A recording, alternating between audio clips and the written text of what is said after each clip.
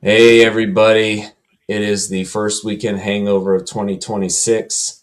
Not a lot of excitement on my part. You know, just want to bring up that we are all here, Ryan and Mark, in solidarity for Dustin with the announcement of the passing of his wife Saturday. So it was a really hard day, and we've been there for Dustin, and he's grieving at this moment. He's doing some stuff to keep him busy, but he needs some time away from the mic, and we're all here to support him and whatever he needs. So just wanted to let the fans know, and um, just kind of make that announcement because Dustin asked me to say something so you guys know what's going on for those that aren't friends with him on Facebook. So if you do know him and you feel like sending him a message, please feel free. If you got some comments that you guys want to say something and you're not friends with him on Facebook, please feel free to post on the link on the comments here, and we'll go ahead and get those messages to Dustin for you guys. So but it is the first weekend hangover of 2026. We got Ryan from Throttle Sauce, Mark from Throttle Sauce, and our special guest, the one and only PJ Jacobsen. um, we got our Rahal Ducati super bike rider in the house. Heck yeah. Very stoked about that. Very stoked to see you back on a super bike. It is one I've personally been following you since just before. It was when you were on the Celtic Ducati A48 back in 2010, and followed you on your exploits in BSB. So hanging out with Crescent Suzuki and those guys, and that was really awesome to see. I was cheering you on there, and yeah, and obviously World Super Sport with the Kawasaki team, and then jumping on the core Honda team, which was awesome, and battling with with Keenan Sifaglu, which was one of my favorite World Super Sport seasons because that was an epic battle once you got on that Honda. And then, yeah, man, just what an experienced rider you are, and we're just happy to have you in the States, and you are grinding it out with all the rides that you've been given, and you've been giving it all. So just really appreciate you spending some time with us tonight. We got a lot of off-season stuff to talk about, and we are gearing up for, man, World Superbike, MotoGP, and we got our Superbike season in Moto America coming up. It's going to have, I think I counted just over 13 full-blown Superbikes, That's awesome. not no half-assed bikes, full-blown Superbikes. And what we got, like four Ducatis, I Yeah, think. something like that. Yeah. Yeah, four Ducatis on the grid, so it's probably Yeah, Moto America's most stacked superbike grid in like the longest time, or maybe when they started. To be honest. yeah, Wow. yeah, yeah. Yeah, Four seems like Ducatis. experience too in Superbike. I mean, so many riders that are like established, and like it's not a lot of people necessarily like just coming up and cutting teeth. Like everyone's killers. Like in Yeah. Superbike this year. That's what from me looking at it that way. I was like, wow. Yeah, it's a serious crew. Yeah, for sure. It's definitely a stacked grid, so it's actually really good for the sport and stuff to for the fans. Yeah. Cheering on different riders that they're fans of and stuff like that. So it's really good for the series. Yeah, and with the sad, it was sad to see Tytlers go, but I mean, we lost the rocket ship BMW, and now we got four rockets in a Ducati, and then Yamaha, Honda. We've got, man, a lot of good teams. We got Ben Smith on a Ducati, which is wild.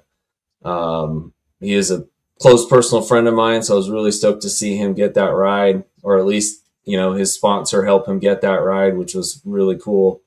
And then Cam getting Wrench jumping in on the Ducati train, which is crazy. So I'm curious if Nick Seiling's going back to Wrench and leaving M4 and staying on that end. So curious how that's all working out. Oh, we got Trevor Watson in the house. My high rev Trev, Mr. Honda himself. Good to see you, brother. So yeah, we can start with Moto America. You know, with Ray Hall moving up to Superbike, what testing have you been able to do at this moment in time? Yeah, so unfortunately we haven't done any testing yet because the super bikes are obviously on delayed for all the teams. You know, Bagnat or not Bagnat, the World Superbikes crew basically is still testing parts and stuff like that that still basically have to come out for the testing that we're going to be end up doing here in a little bit. So we won't be getting our street bikes for a little while, so we'll basically be focused on kind of like the V2 program right now up until Daytona because that's the first race that's happening. Yeah. And then we'll probably start to test our street bike program closer to that those test dates. Okay. Okay. And is there anything in there for I think I heard something about 4 bikes gonna be there for Ray Hall, and I only count 3 super sport riders. Yeah, it looks like it's a pretty stacked grid probably going into the 200. So I'm pretty sure that my team will have 4 bikes on the grid. It looks like for the 200. So I think that's going to be pretty awesome. I don't know if a team has done that before or in a long time, but I Yeah. think it's going to be very good. And then again, it's like very good for the series, good for Yeah. the fans, and I Yeah. think it's really good for Ray Hall as well. Yeah. How many people or who are the people on your team, PJ? Or So on the 600? the riders are Kayla, Alessandro, Josh, Oh, and if the fourth person were to do the 200, which would be me, um, that would be the 4 riders in the Daytona 200, and also they up the purse and some other things going on, so it's pretty exciting race, and it's also obviously part of the first round of the Supersport whole program, so and a yeah. whole year, so kind of matters to the other 3 riders, but also it's great to be able to try to get a Daytona 200 win out of it. Yeah. Of That's course. Yeah. 50 Hell yeah. grand. 50 grand Oh, is going wow. up. Yeah. Yeah, for sure. And then just like being able to be a Daytona 200 winner is pretty special. So it's not even Oh, yeah. so like the money's not even the thing. It's kind of like, oh, I won the Yeah. Daytona 200, so that's pretty special for a rider to have Yeah. on their resume and achieved in their racing career. I'm Totally. curious. Do you think the Brits are coming back? Do I think Yeah, the I what? remember that. The Brits. You think Peter Hickman and Oh, Richard Hickman. Cooper are coming back? Oh yeah, probably. I think they've done it 1 or 2 years now. So I'd say that they're definitely going to be coming back because it's one thing that those guys will for sure trying to win.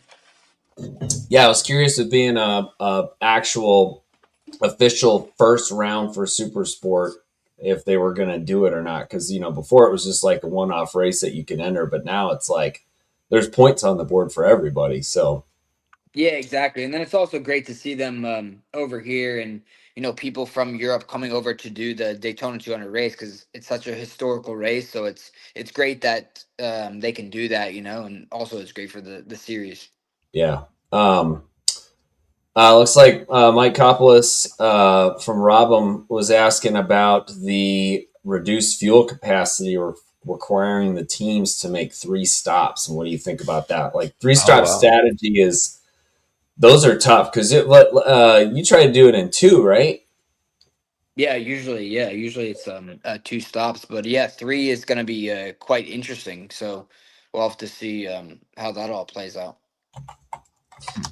Well, Could it push felt the like the teams bikes were hard. kind of like at the edge of their 2 stop, right? Like it felt like a lot of people running it on fumes on a couple of the Yeah. stops, or even at the end of the race. Is that part of it? Trying to keep the racing not necessarily about who runs out of fuel first. I'm not really sure if it's that or if it's yeah, I'm not really sure. I can't really give you an answer on that one. Yeah, because the Yeah, it's pretty hard. strategy the strategy is like the pit stops are what make and break the team. You know, like I remember when you guys 2 years ago, you guys had all three bikes but one crew, and you guys had to like stagger everybody out, and that was a really tough thing to do, right?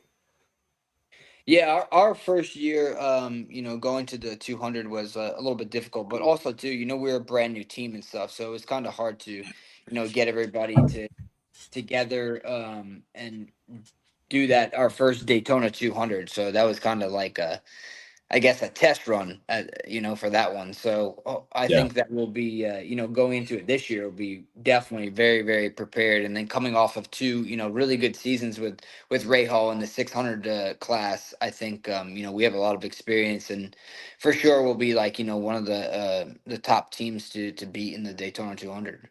And you got Yeah, the mad agreed. genius Mike Godin, always trying to scheme up something for getting that advantage. Yeah, exactly. Yeah, we have a lot of good people on the Ray Hall team, so it's good. They're always thinking of new things and trying to just get the best out of the whole program. Yeah, and I got one more question from Joel. He was asking, how has Ben Spees improved your strategies in writing? Mhm. Yeah, so I haven't really known Ben for too long. I when I was racing USGPRU in that side series when he was racing Superbike with Mladen. I had one like sit down conversation with him and Barry Gilson, who helped me get into racing.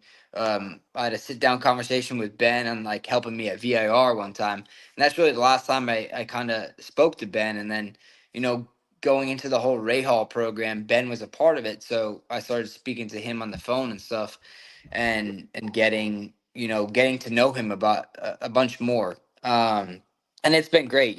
Ben is a great guy. He's awesome. I really appreciate him, helping me for these last 2 years. He's thrown in a bunch of knowledge and experience and stuff. So he's helped me a bunch, especially on days that I was struggling a little bit. He was telling me some right things to do, and keeping me in the right mindset to keep moving forward and stuff. Because he's been through it, and he's had a really crazy career, and very difficult and hard career with Mladen, and then also winning World Superbike Championship and going to MotoGP. So it's a guy that you would definitely not.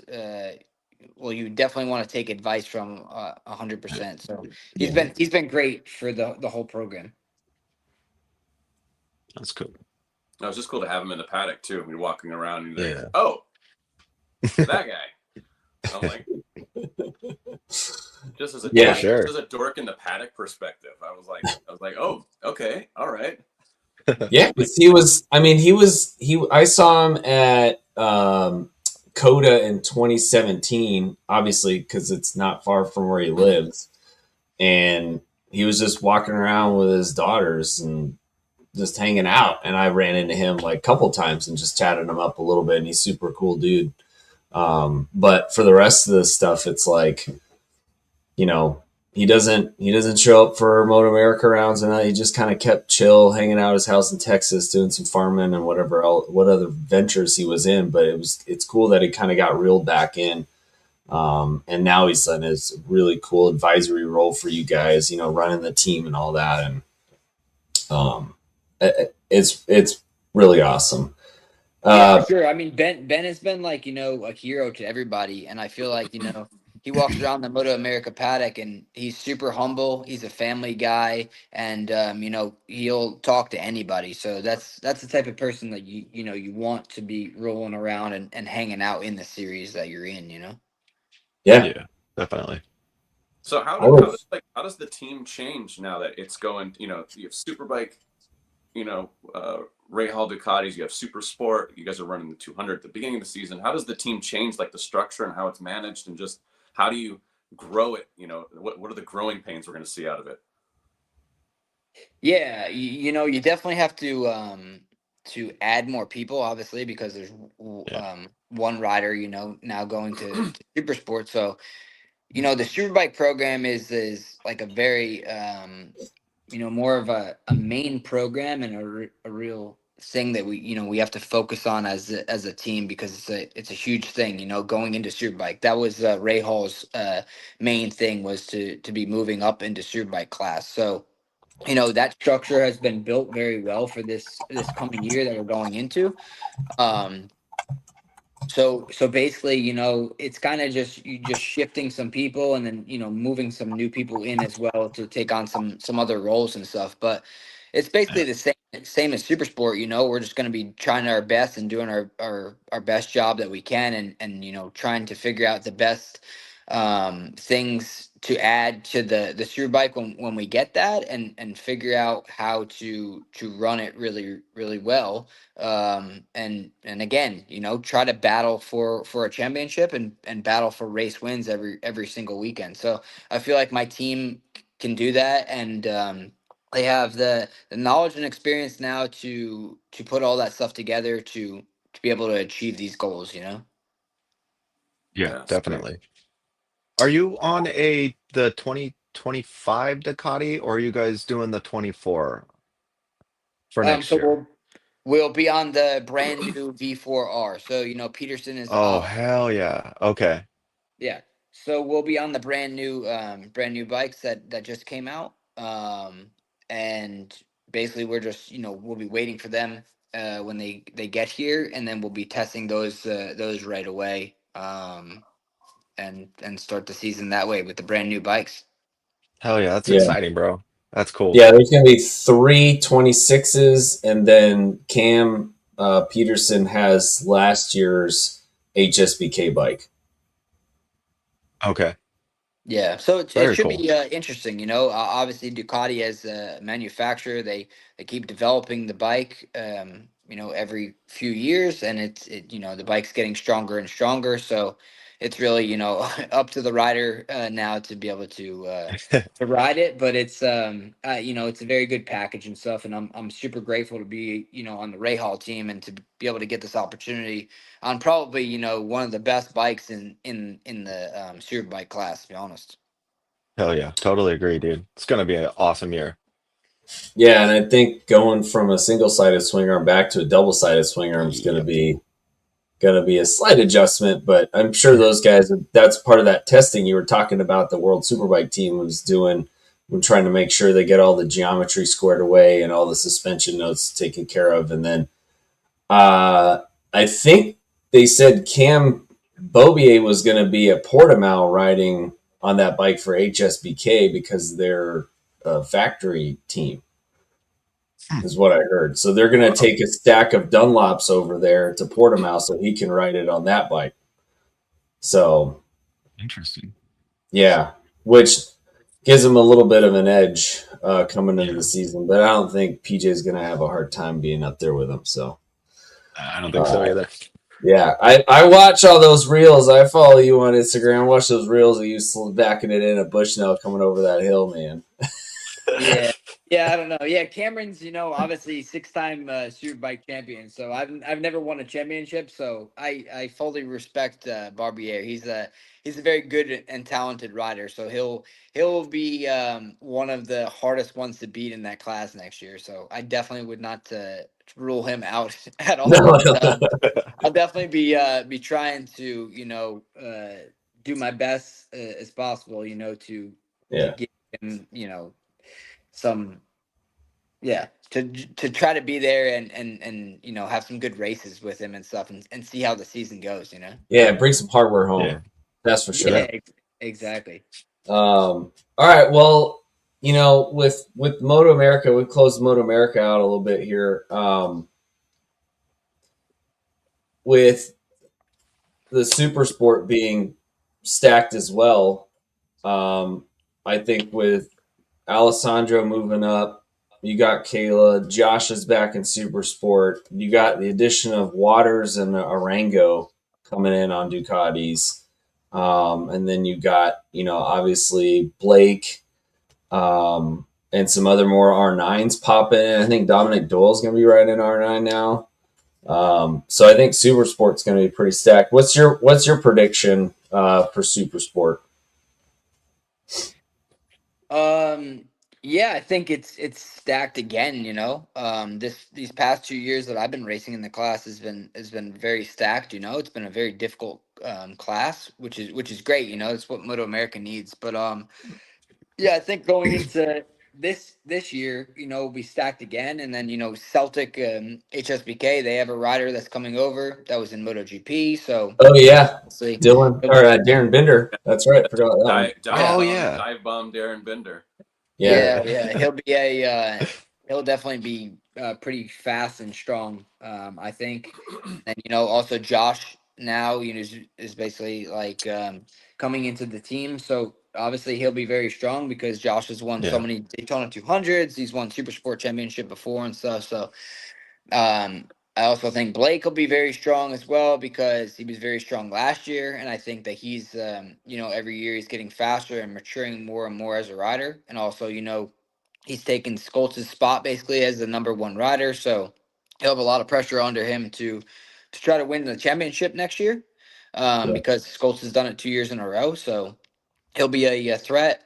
Um, Kayla is going to make some steps, I think, as well, because she's doing the same as Blake, maturing as a rider and getting faster. So I think, you know, her coming into this year as almost like not number one rider, but like she's making a step in that direction of, you know, Yeah. of where I was the past 2 years. So I think yeah. she'll be fast. Alessandro is going to be very fast as well Yeah. because, you know, coming off of all the championships he's won and stuff. Yeah, it's That pretty kid stacked. rips on anything they throw him on. Yeah. He Yeah, for sure. killed that Sure. 660, man. That was ridiculous. Yeah, I think there's a lot of riders in Supersport that are going to be threats every single weekend. Even Tyler Scott as well. He's had a good Yep. year, a bad year. You know, and I think he'll mature as a rider as well. He's very talented. You know, I ride with him at Bushnell. So yeah, I could keep going on about some riders. Yeah. Yeah. Well, and I will say this. I think that, as much as that you were like, I don't want to go back to super sport, whatever. You going back and Matt going back actually made super sport better because you made it Yeah. harder for those guys and they had to work their asses off to get up there and start fighting with you, and that made it so much better. Yeah. Took So, most of the season. yeah, I mean, it took Blake, a season and a quarter just to get up there with you guys, and then it took him another couple races to finally actually like beat you guys, and that was a lot. I Yeah. know that kid working his ass off. So, I think the bright side of it was you guys helped make Super Sport that much more stronger for the series.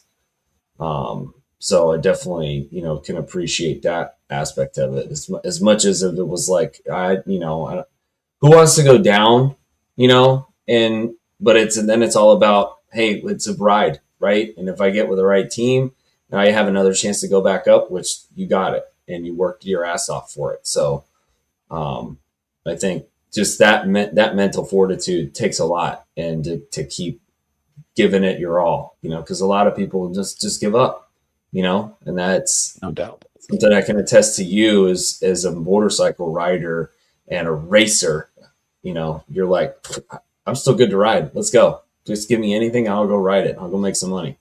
So, Yeah, no, for sure. I think, you know, when me and Skulls went back down to Supersport, it was very good for the class, you know, because also too, you know, we want you know, younger American riders, you know, to still go back over to Europe, you know, compete in World Supersport, World Superbike, things like that. So, Yep. you know, if you're not upping the class and the pace and things like that, you know, those kids that are younger than you will never learn and keep improving and trying to get faster, you know, because we've been in the World Championship before and we've been there. So it's like, you know, they're racing us now, and they're not racing, you know, themselves where they're battling with themselves, and the pace is not increasing and things like that. So it's pushing them to other levels that they haven't been to, and it's really good for them at a young age, Oh yeah. to be able to do that, and then possibly go over to, World Super Sport, or, World Superbike in the future, or other stuff like that across the pond, and then, come back to where we are when, we're a bit older. Yeah. Yeah. Well, awesome. Yeah. So moving on to World Superbike, and for those that are kind of new to racing, PJ had a stint on a Honda team in World Superbike and raced quite a bit of World Supersport. So PJ's got some awesome insight on that series. First and foremost, World Superbike, with the exit of Top Rack and his absolute dominance for the last couple of years, and now we got Nikola Buliga, with him being the guy now. It's who else is going to step up that you think is going to be there fighting against him?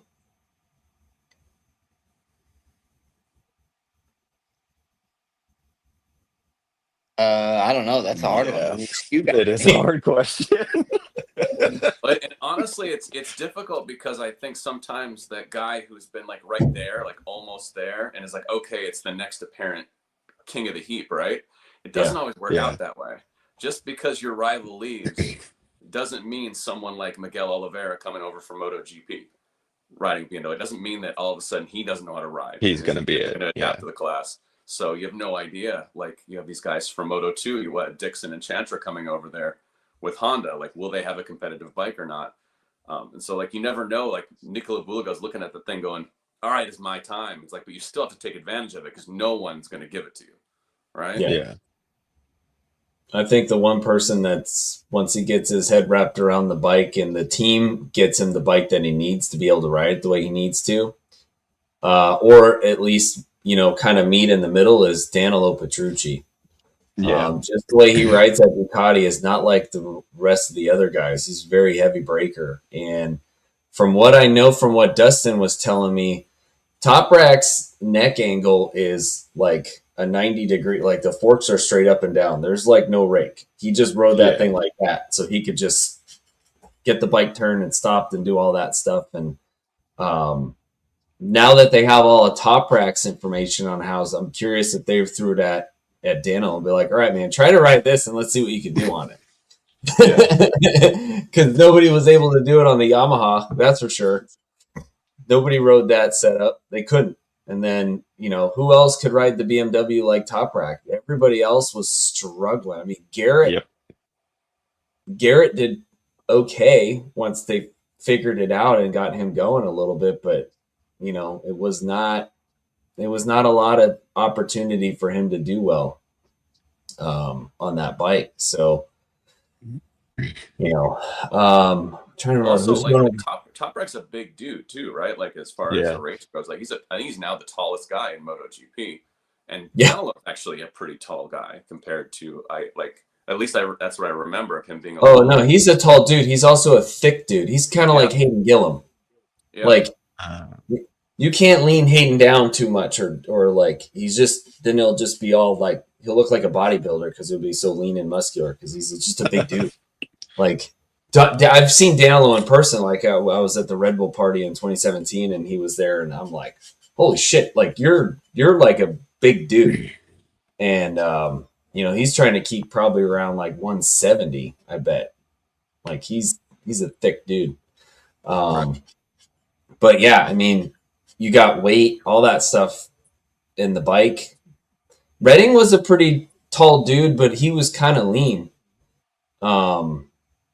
And he, I don't know about how he likes to ride bikes, but he just couldn't wrap his head around that thing either. So, yeah, it's Nicolo's championship to lose, that's for sure. Yeah, I completely agree with you. I think he's got probably more pressure this season now that he's going to be the face of the brand, And as the brand, I mean, the brand is World Superbike changes as Yeah. Liberty Media and Dorna and rearranging the schedule the way they're doing it and trying to make it, this kind of same Superbike's the premier class. It's not just another class. It's going to be a little Yeah. different there. I got a question for PJ. What do you think about this new no restarting your bike rule that they just came out with for both World Superbike and MotoGP? What? No restarting? I didn't see that. They didn't either. cannot restart their bike after they went down for the safety of the rider and the marshal. Oh, wow. So- That's During the race. bullshit. Yeah. You Okay. crash, your bike's okay, you can get it back up. You can't restart it. It's done. Wow. Okay. Can Yeah. you push jump? No, No, that's what that's No? what, that's top. you can't bump start it. Fudge. Wow. Okay, that'll be interesting. Pretty sure the BSB rules were like that for a long time. Oh, really? Okay. Mm. Yeah. Yep. Oh, Yeah. only in specific areas. Yeah. So like Mark Marquez, he's the king of restarting that bike and going from last to 9th or 8th, Yeah. right? That's some crucial points gone, but yeah, that was wild. It just came out like yesterday. It does seem Marquez, that's the person it would affect the most, where it's a guy who's leading by 3.5 seconds that could go down, restart the bike, and still finish at the front. Like he's like the one guy that rule could really come into screw, because there's not that many riders running 3.5 seconds, 4.5 seconds in front of the pack, at least right now. Yeah. But if you look at last year on how many people that did happen to that brought X amount of crap on track, was stuck on the side of the track, trying to get their bike started, which obviously, I mean, you're in a race, like everything, F it. I'm doing what I can to get this bike on track again, no matter what. And I guess I can understand it now. Yeah, with Sonny Kim's comment there, it makes sense. Oh, the dudes are making a scene Yeah. and causing problems. Yeah, Yeah. that's a true story.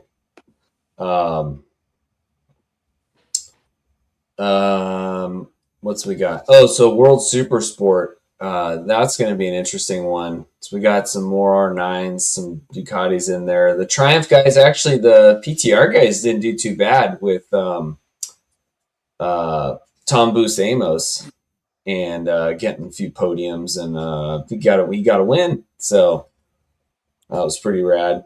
What do you think about the state of the World Super Sport Series since you raced in it? Yeah, I think it's still good. It's like still very competitive and stuff, Yeah. I think it's another great platform still for World Bike. Yeah, and it's Yeah, crazy. as long as they come to US this year, right? I know. Golly. That's because were they racing at Miller still when you went over there? No, they quit going to Miller. What, in 2013? Yeah, they were still racing at Laguna. That's right. They Yeah. moved it to Laguna. That was the years you were in BSB is when they were racing at Miller still, and then Yeah. and then they went to Laguna. Yep, exactly. Um, Hopefully they can come back over here at some point. That'd be great. I know. Yeah, that'd be amazing. Yeah. What track would you still want Laguna, or would you think like Coda or something like that? No, I would think like Barber or Road America or something would be pretty cool. Mm. If World Superbike went to that, that'd be like the show. I think especially if they went to Road America, that place would be sold out. Yeah, well, That'd be I mean, cool. what did you think about last year Road America? Like this past season, they said it was the most attended. Yeah, Great I think Road America, Moto America should almost do Road America twice, like they did when COVID was happening. We did Road America 2 times, and Yeah. that was awesome. It's I think it's a very good high attendance round for them, and it's like why wouldn't you want to try to double dip almost on Yeah. on doing it twice instead of And going do to a- some other track where your attendance is very low. Or Yeah, try and a do a Matt World Ball. Superbike Grand. Yeah, Yeah. exactly. Co- You won in conjunction with World Superbike. Yeah. And yeah, it would be sold out and it would be pretty crazy. It would That be was the nuts. first motorcycle race I ever went to, which I think was the last Laguna Seca Superbike Moto America round. 2020, maybe 2020, 19 or something. Yeah. 2019. Yeah. What was the round that you rode the Honda on? When was that? Was that 18? Yeah, I rode World Superbike on that Honda in 2018. Yeah. So yeah, yep. Because that was the year JD rode the no, Josh rode the attack bike Yep. Yeah, Josh on the rode the floor. attack bike the same year that I was there on the World Yeah, Superbike. that's right. Yeah. Yeah, because JD did it the next year because he rode it in 19. Yeah. I think there'd be some So cool cross pollination. I mean, like having World Superbike come back and like do a joint Moto America weekend. I mean, I remember a few Yeah. years ago, I think it was one of the COVID years where Moto America ran with MotoGP at Coda. And it was like mixing those paddocks. Obviously, it's massively crowded, and that's a lot of classes to try to get through in a weekend. But it does seem like we need a little bit of that cross pollination on the international stage to get people just get people there and aware, and I think that'd be cool for those riders to come over and see what's going on here too. Yep. Agreed. yeah, it's I know that the years that they did it, there was only a few classes that were there. Like when 2017, it was a super sport race, and that was it. And did they have super bikes there? I don't even think they. No, they did. They did. They had super bikes there. It was super bike and super sport, and that was it. Yeah, it had to be pared down a little bit. Yeah. Yeah, well, if So- they did World Superbike again, it'd be nice, if they did like 5 or 6 wild cards from the U.S., to jump into the World Superbike race in one of these rounds that World Superbike ends up picking, because I feel like some of the top guys in Moto America on their Superbikes could do a pretty decent job, Yeah. Agreed. Yeah. On our turf, on our bikes. Yeah. I think so too, dude. On our tires? What do you On think? our tires. That I don't know. I'm gonna leave that one alone. Yeah. I'm not talking about tires, man. So what do you think about the old transatlantic races? Like, we should bring that back. The transatlantic race. Yeah, Yeah, you have to so, elaborate, like, Bobby. Back in the day, we I had might our be a little US bit too young for that. Yeah, come on, Listen. let us know what's going on. I found out about it because I just did a lot of historical stuff because I didn't get into like road racing until August of 2010 when I bought my first sport bike. So yeah, it was back in the 80s, 70s, and 80s. They used to do a transatlantic race where our guys would go over and race 500cc Grand Prix bikes and would go race their guys like at Oh, that's like what BSB wanted to do recently, or the past. yes, they wanted to do it. Which, right? They wanted to do Yeah, because like Barry Sheen and Kenny Roberts Jr. did a race, and Eddie Lawson and Wayne Rainey went over there, and they had like a couple different classes where I know Wayne Rainey and them and Eddie Lawson were racing on like the old on their super bikes they would race over there. I know they got some of them on some of the races on YouTube, but they'd go to like Donington Park or Brands Hatch or wherever, and they would go. There would be like a 3-race team set up, like the Americans versus the Brits versus whoever else, and it was. Yeah, That sounds cool. I've been saying this. I think we need a Superbike World Cup. Like, I think you need to like take these riders, Superbike riders from all over the world, put them on equal machinery, have it be a manufacturer-free kind of event, and just go, hey, 2 people from every country that wants to enter, and it's the World Cup, and it's somewhere different every time. So don't complain when it's in the US, don't complain when it's in Australia. It'll be in Spain too, guys. Trust us. So should we start with the Olympics and try and file our request? That's what I'm saying. So we make it an Olympic sport. Let's do it, dude. Look, there was petitions going on last time about making, like, how do we get motorsports into the Olympics? Because there's not enough respect on motorsports name, and especially motorcycle racing. Too many people are afraid to ride one. Yeah, so I think make it an Olympic sport. Get the IFC behind us. So let's round it out with MotoGP.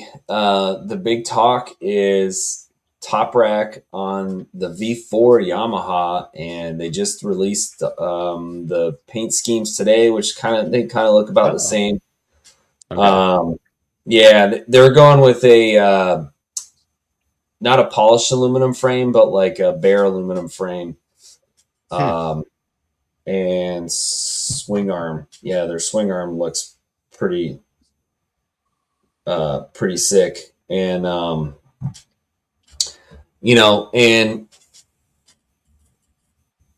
with Mark, having the injury, having to come back again, is he going to be as dominant? Is that even going to be a thing, or? Yeah, I think so. Yeah.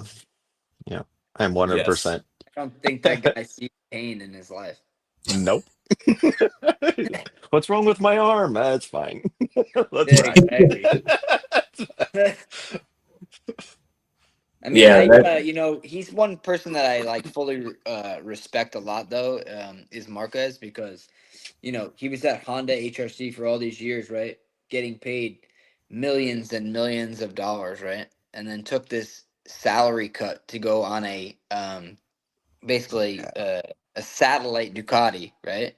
Yeah, Yeah. okay, he's probably getting paid, on his endorsements and things like that. He's still making a ton of money. Yeah. But anyways, instead of the initial contract, from Ducati to Honda was a way big difference. Oh yeah. Most likely, right? Huge. And he Yeah. took and he took the chance on himself because he wants to win so badly again, the MotoGP World Championship. And he took that chance on himself, and then he went back to the Ducati factory and then won the World Championship by taking that. That is a huge accomplishment, and someone that really truly believes in themselves and takes winning over financial, even though he's probably set. But you know what I mean? Oh yeah.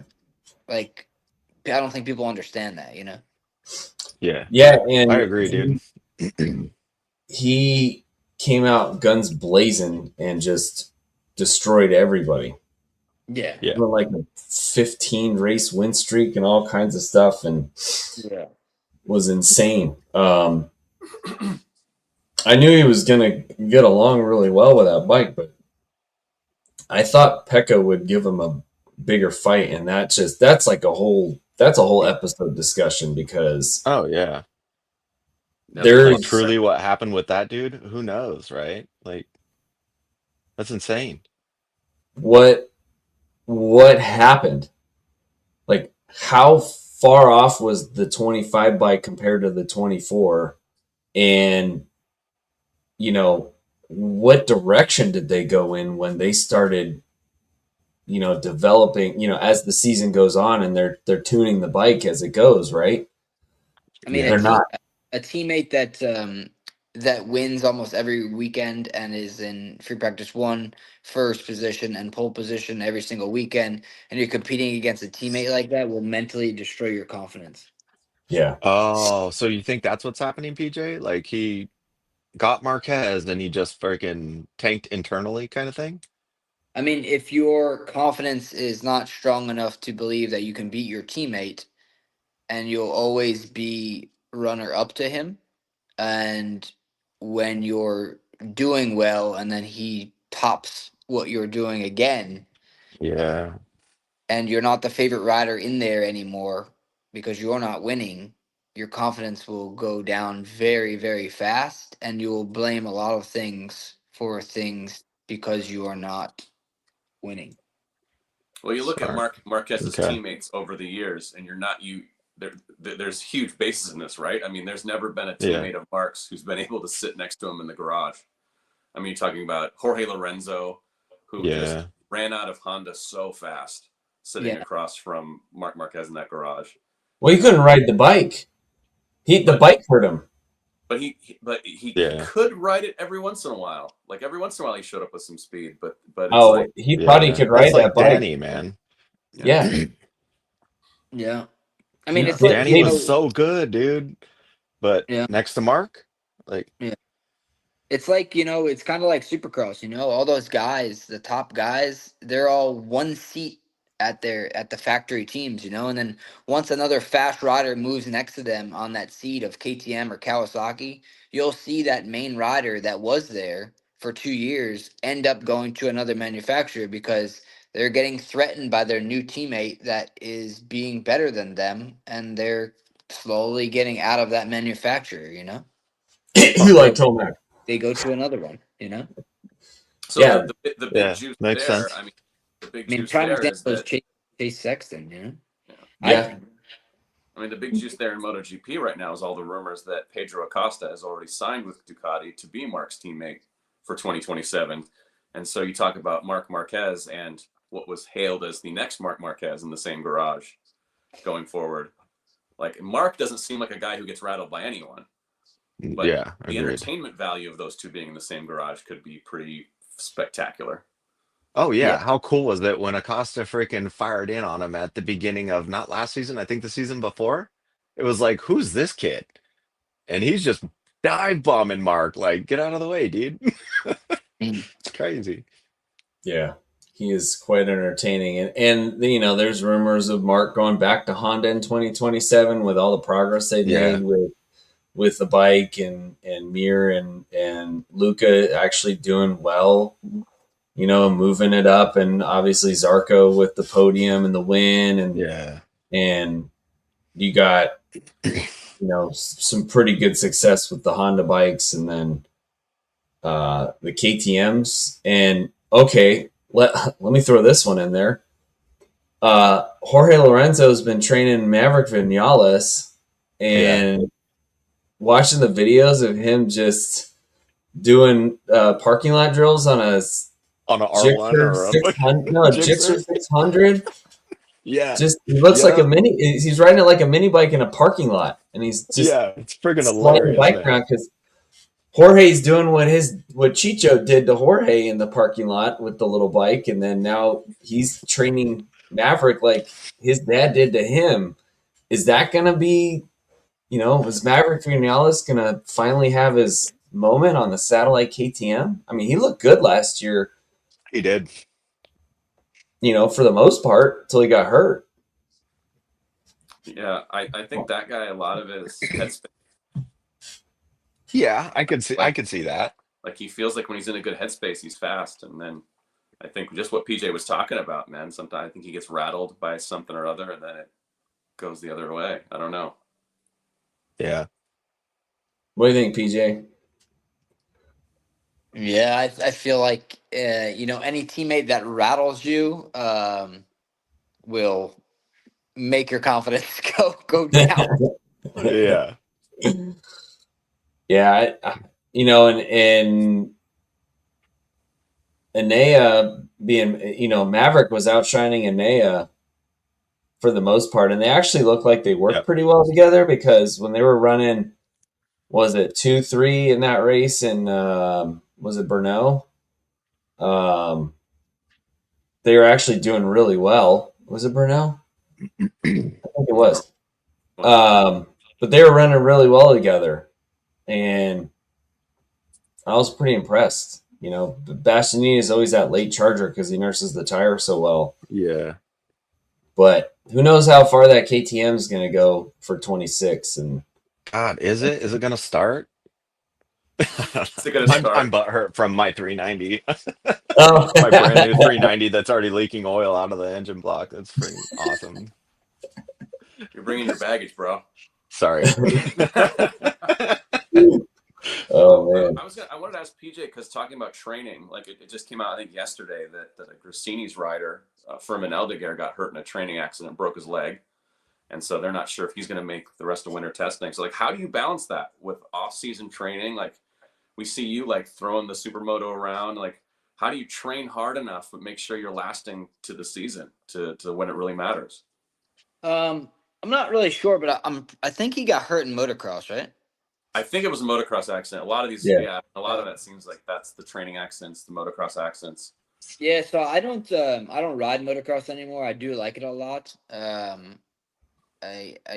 really do like motocross, but I don't ride motocross at all anymore because it's so easy to get hurt training motocross riding. Because the problem is, like, you you can't just go ride motocross and just like do it for being bike fit, because I don't know, I feel like in a racer's mind that especially if you're fast at motocross, like you just want to go fast. So Yeah. you end up like getting yourself in a situation that you didn't think was going to happen, and then what happens is you end up hurting yourself, and it's super easy to hurt yourself motocrossing. So that's the main thing. That's why I don't motocross, because it's so easy to hurt yourself.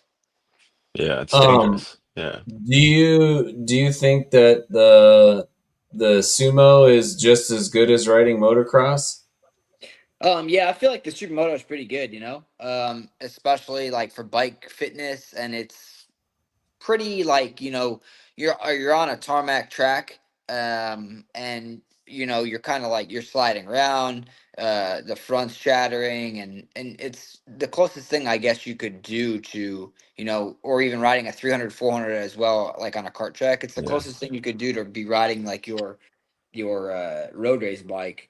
Just saying bike fit, that's the main thing. The other thing is like to go, ride your super bike or V2 or something at a track, and riding like that for training. But that's Yeah. really the closest thing you could be doing to just saying bike fit and riding, to be in the, top shape you can for the going into the season. Yeah. So you did a lot of flat track, dude. How would you like rate that with your moto training? Like, how does that equate to, say, taking your supermoto on a kart track versus just going out and riding flat track?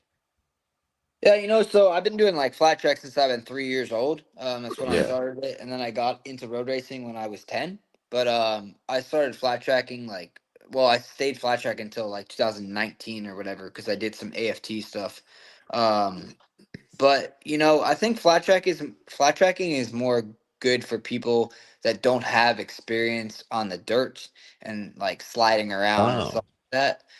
I think that's more so good for that. But for me, when I go and ride flat track, I just do flat track for fun, and okay. because like I really enjoy riding flat track. So I don't feel like it really helps me with fitness or anything like that, because I don't really feel like um, I You're have getting, I don't feel like I get tired or arm pump or anything like that with flat track. Flat track is more of like a high of like me having fun, where other people are okay. training, where other people are training that are road racers that have not really flat tracked before, and they use that as a training tool because they're probably more tense and stuff, because they're not really sure of like what the bike's gonna do and how things are gonna react, because Yeah. it's so different for them, you know. Yeah. Um, Totally. so like motocross, I would get like a lot more training, and it'd be a lot more physical, because that's way more intense, with the bumps and it being very rough out there and the conditions like completely changing. So I'd get more of a workout like motocrossing, and supermoto as well. If I was riding supermoto and going hard on supermoto, I'd get a pretty good workout in there, because I have a lap timer and stuff on my supermoto bike. So if I'm doing like, the lap record pace, constantly doing it for 20 laps, like I would feel that at the end in my arms and physically. That's awesome, dude. That's good to hear that because I've always thought the same thing. Like I'm trying to convert mine as well, but I've also had thought about the flat track just to get better at sliding tires around, but to understand where you're going to get the physical true workout from. That's cool. Thanks, dude. Yeah, I Appreciate it. mean, you would probably still get it in flat track because it's so new to you. But I just mean like someone that has so much experience like riding that. I feel like you're not getting the so much physical with that stuff. But it's definitely a Yeah. good training tool to use. As a rider that road races, that doesn't really ride dirt so much. Yeah. Very cool. Yeah. So I got to mention a comment in the chat. A new member of your team was wondering if you're gonna let me watch him get dressed in the trailer this year. What the Let me guess who the comment could hell? possibly. Yeah. Someone made it in. Uh, who commented that? Mr. Heron. Yeah. Oh, oh wow! I didn't even think that he would like. See, that's how much the guy's in love with me. He just likes he watching the show. You know, unreal. This guy. Damn. I think as Yeah. long as you get a bottle of tequila afterwards, it'll make Yeah. it worthwhile. I Or you heard got to that get from the yourself some team that curtains. he wasn't even allowed to get change in the trailer or do anything. So Yeah. he better reread his Oh, contract. fuck it. Yeah. It's not in your Poor guy. contract there, Heron, to be a stalker. Yeah. I actually think PJ, you get your own truck, and then all the super sport guys got to share their end. So he's probably going to be dressing with Demario. Yeah, I'm pretty sure Wild that's Yeah. restraining order pretty now. sure. Pretty Yeah. sure that's how it's going. Or he'll be back with his old teammate Baz changing with him somewhere. Yeah. Man, Oh Baz was man, cool. I wish he would have stayed around for a few more years. That was a good dude. I mean, he's still around. I don't know if he's doing the Bagger World Cup because all those guys probably are like, oh man, but he was on the Indian team, so he Oh, may still really? stick around. Yeah, because the World Bagger Cup's all Harleys, Yeah. so Yeah. that's where Bradley's going. Rispoli's going there. Um, who knows? Maybe that's why Ruben Zaus was like getting geared up, man. He's ready to go bagger racing worldwide. He was racing those baggers in the Bagger Racing League. So that's a blast from the past. Yep. All the old guys ready to saddle up on the baggers. I think Yeah. that'll be. Yeah, what do you think about that, PJ? They got rid of Moto E, and now we're going to be Now it's environmentally baggers. friendly, and we're going to do all these Moto E bikes, and then they're like, "Nah, we're done. We're bringing in the baggers." Yeah, I'm not really sure. It depends, I guess, if they come up with enough financial sponsors, right, to sponsor each team, right, that is doing the bagger class, I guess. Yeah, Thought it's kind of similar to Moto E, where the team has to buy the package to run it. You know. yeah, and I think there was a few that like I don't think LCR ended up doing it. I know some other teams were doing it. Yeah. It was like like you said, it was the same thing. Like the teams got it. They're like, okay, well, we'll get into this and we'll throw 2 million at it, and then give the rider salary, whatever. And they get Eric Granado or some of those guys that were kind of hanging around. And but yeah, I do think that it's a better replacement because the visceral sound that thing makes is insane. It's so loud. Those baggers are so loud, and everybody's just gonna be like, "What the hell is this?" Like they're ripping around on this. I think the electric bikes are pretty close to the same weight. I don't think they were that much. Oh, I They were think they're like within like 400. They were 450 pounds or something like that, I think. no, I think okay. they were That's not closer too The to electric bad. bike. no, I think the Yeah. electric bike was closer to 500 Yeah. with the battery. I mean, but the bagger is like 8, right? It's like Now, 650. Dagger's 630. Oh, okay. That's way less than I thought. Okay. Yeah. Yeah, they're all machined and everything. So, but yeah. Well, I had a comment that somebody wanted to ask a while back. I need to find it. One last comment that I will read. That's what it was. They wanted to ask you, PJ, about writing Suzuka and how that was as an Oh, really? experience. Well. Yeah, that was pretty crazy. I think I did how many years did I do there? I think I did three or two times. Either three or two times at Suzuka. But anyways, my last time I did there was pretty crazy because I was supposed to ride for the same team I was riding for, which was the FCC team. Mm-hmm. Um Oh yeah, and I FCC Honda, right? yeah, and then yeah, and then I was riding for them, and then I was supposed to be like the number one rider with Gerter again, Mm-hmm. and then Camir ended up getting hurt in one of the tests that we were doing. Mm-hmm. So he got hurt, and then we all like went home and stuff like that. And then I got a phone call from HRC asking if I would be able to fill in for Camir. Wow. Yeah, it was pretty wild. That's So dope. I was like, yeah, for sure. And then I just felt my stomach drop because I know how hard that race is and how much it like literally sucks because it's so brutal. Yeah.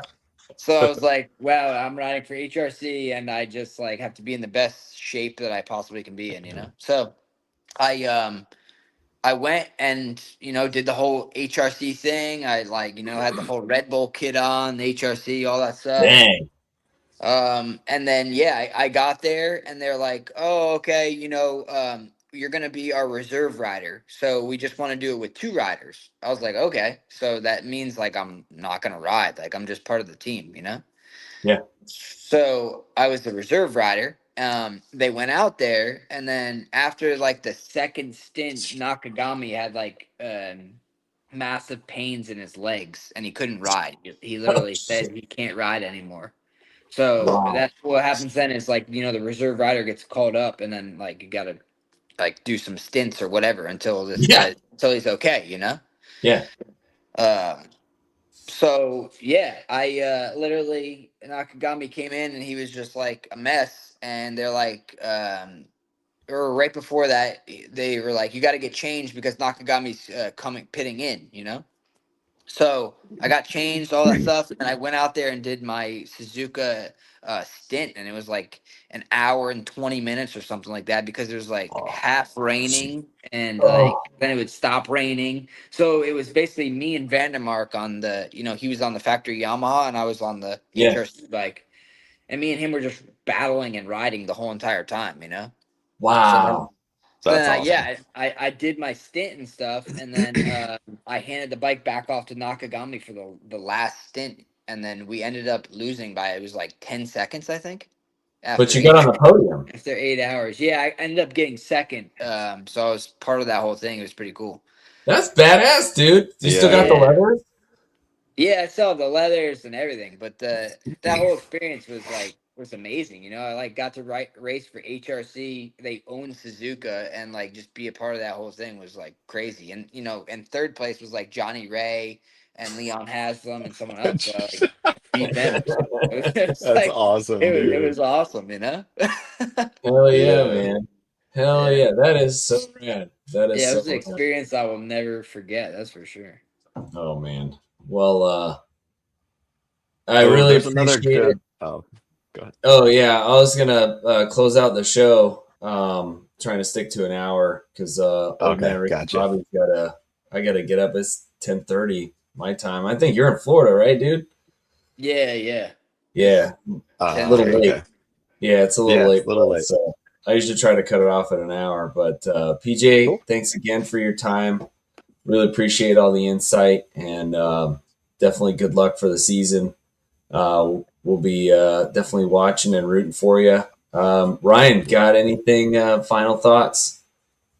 Just watch out for Heron in the dressing room. I think maybe you need Yeah. some those like Chinese curtains. But yeah, watch your back, bud. And good luck. Yeah. I'll be far away For from him. sure, dude. Mark, what do you got? Oh, nothing. I'm just happy to be on here, and it was nice having you, PJ, and getting to talk to you. It's pretty rad. I'll be looking and rooting for you next year for sure. Awesome. Well, again, thank you everybody for watching the Weekend Hangover. We'll keep everybody kind of up to speed on what's going on with Dustin and how he's doing and all that. And again, just keep praying for him and keep thinking about him and what just reach out and say some nice things, man, because he's dealing with some pretty heavy stuff. So. All right, everybody. Well, thanks again, and then we'll let you know when we're going to have another one. Sweet. See you. Thank you, guys.